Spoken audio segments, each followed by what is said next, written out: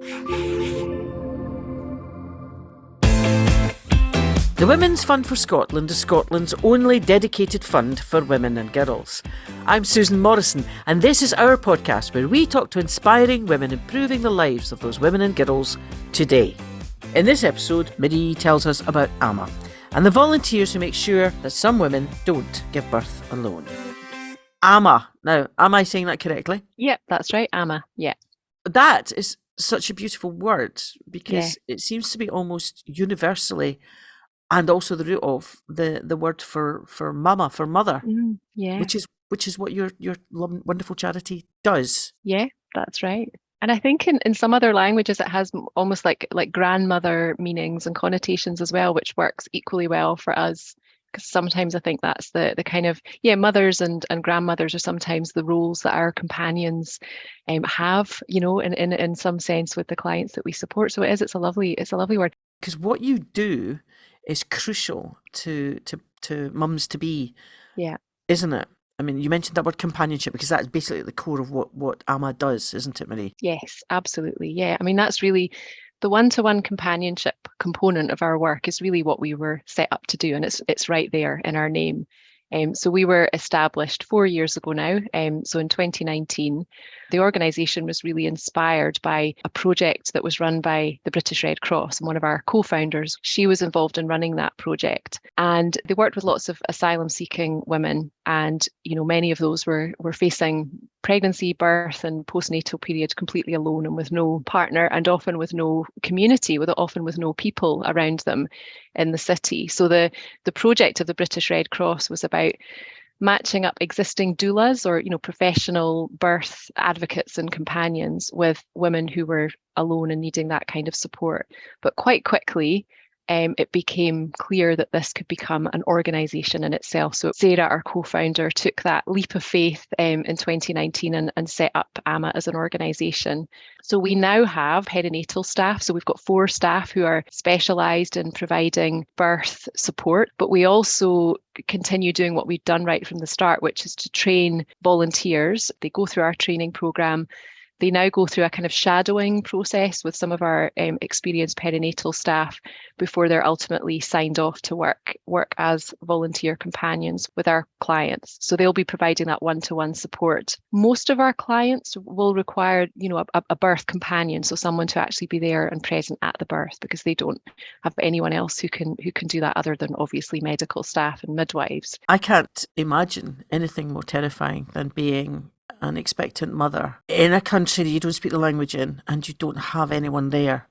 It must, so isolating and so frightening, especially if it's your first birth.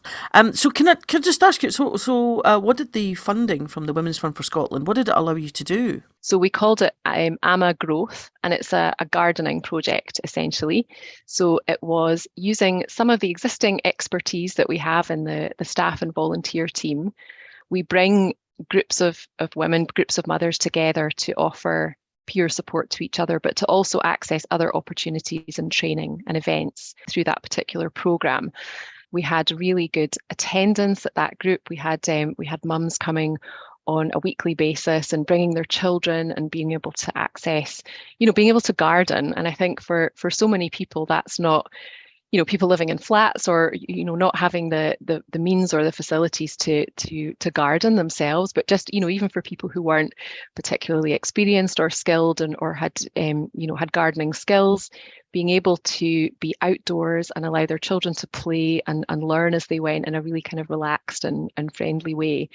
It was a fantastic project that we ran, and we'll certainly be looking to continue that into. We're just very much looking forward to the weather improving and being able to pick up on that project again, because it was lovely and really had an incredible and profound impact on the clients that we support. It's an incredibly clever idea as well, Amma Growth, because you're bringing together women, especially with early years with their children, but instead of just sitting them in a church hall with a bunch of plastic toys going, how do you feel? And they'll put plaster a brave smile on their face. they're actually doing something with their hands. And that always seems to be a great vehicle to get women to talk. It absolutely does. Almost like working alongside someone and just, that's not the reason they're there, but what might happen during a, gardening session or a, play session, whatever it is that, other things come up and, we get to know a bit more about our clients.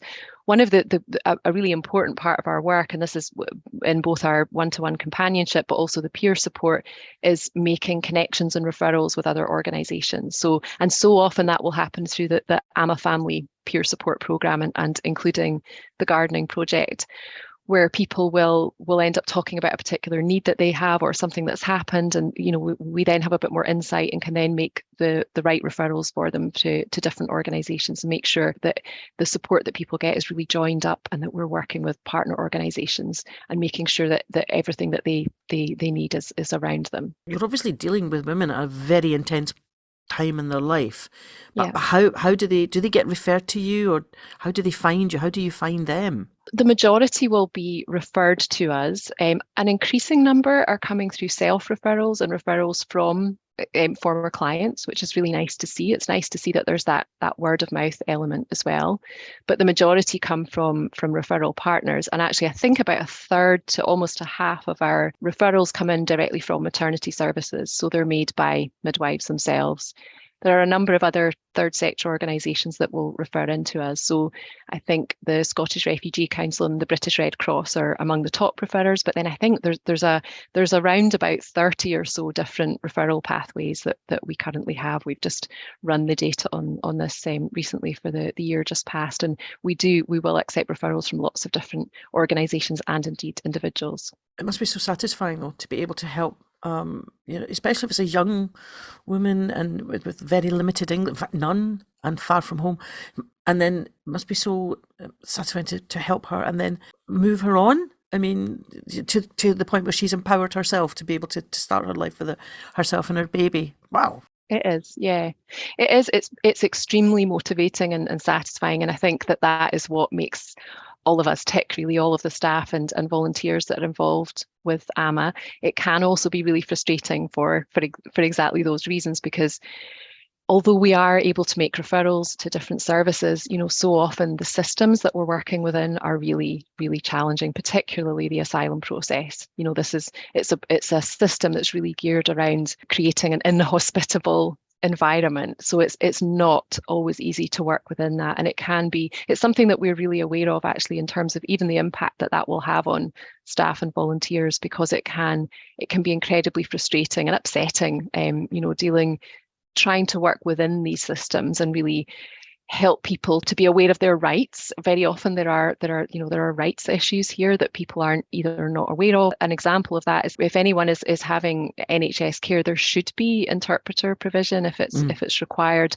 There isn't always, and the reasons for that are complex. Sometimes it's about resourcing, sometimes it's about training, but making sure that people are aware of their rights and that we're able to help them advocate for themselves. Lots of our asylum seeking clients are in home office accommodation run by MERS, and that brings with it a whole host of frustrations. Increasing numbers of pregnant women and women with young children are housed in hotel accommodation, which if you don't know much about what that feels like for people in that process, it can sound great, life in a hotel and what that might entail. But these very often people are in very small rooms. They've got no cooking facilities at all. If they're in that situation, they're living on just pounds a day, so really, really tiny budget to feed and nourish themselves and their children, but they've got no cooking facilities, they've got no space, they've got no freedom to do what they need to do.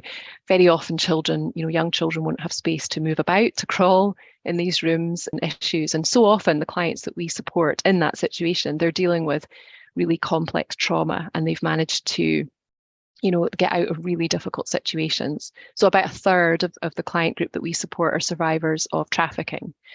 So, you can imagine then that what they're dealing with and the fear that comes with being housed in that type of accommodation. Maree, the world that these mums to be and these young women are in sounds pretty hostile.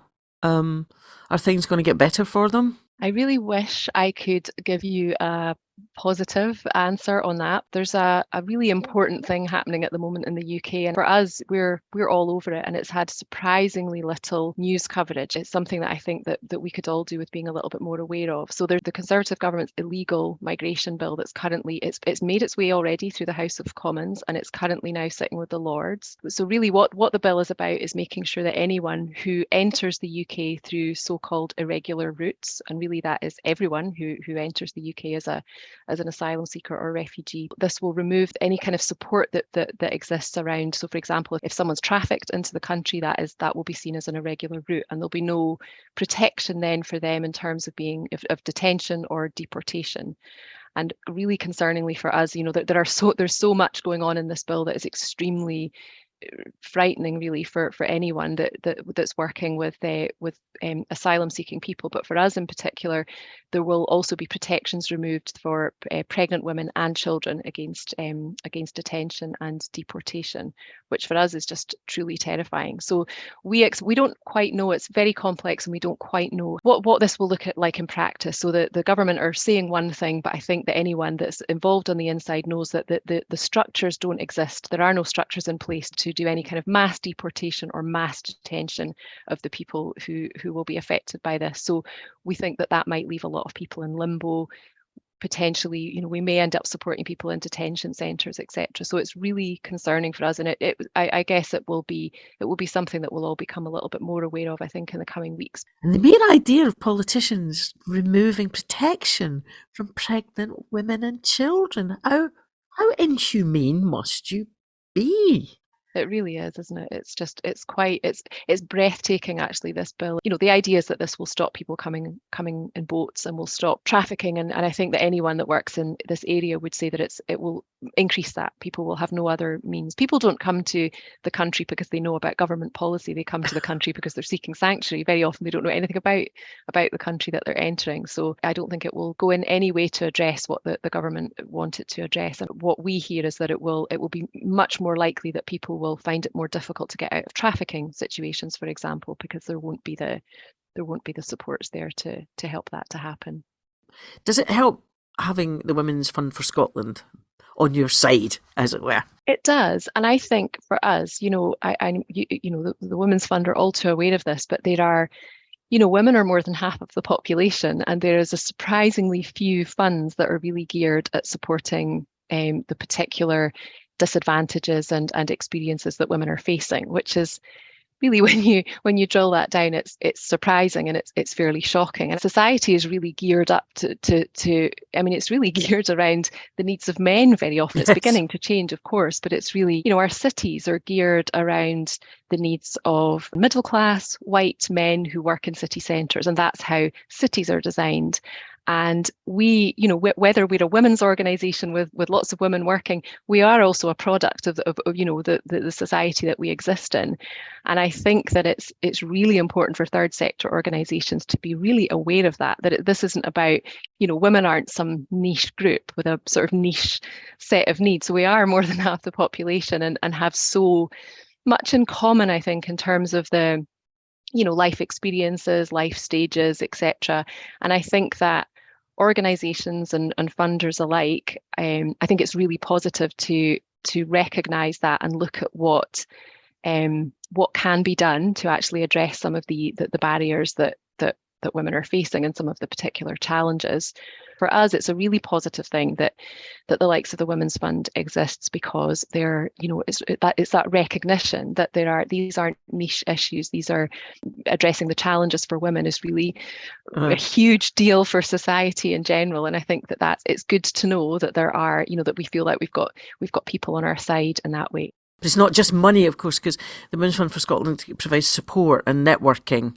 Is that something else that you're looking to, that you think that's helping Amma? Yes, being well networked and making sure that we need our name to be known, and it's not just because we want to show off. It's so that we need to make sure that we have the right kind of connections in terms of not just in terms of referrals and more like the service side of our work.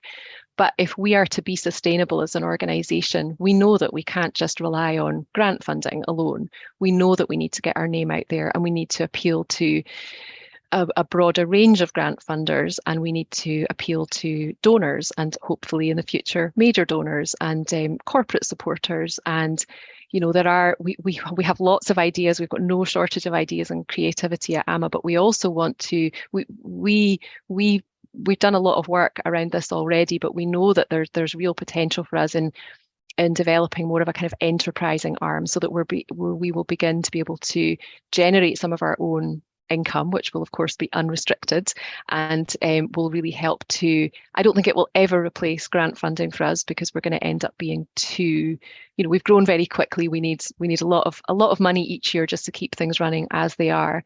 But I think if we can begin to generate some of our own income, that will really help to provide a bit of a core and a backbone to our funding mix.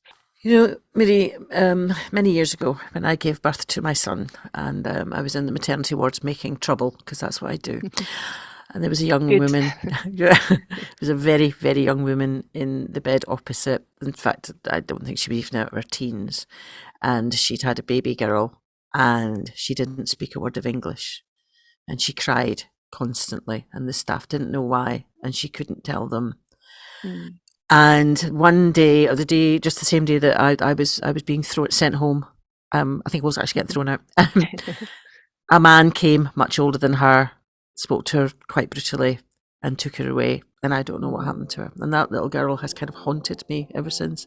But knowing that Amma is out there and can perhaps reach out to young women in that situation today has made me feel an awful lot better. Thank you, Maree. Thank you. Thank you for joining us and listening to this story. I hope you've been inspired. And if you would like to support the Women's Fund for Scotland, search for us online and listen out for our other podcast episodes.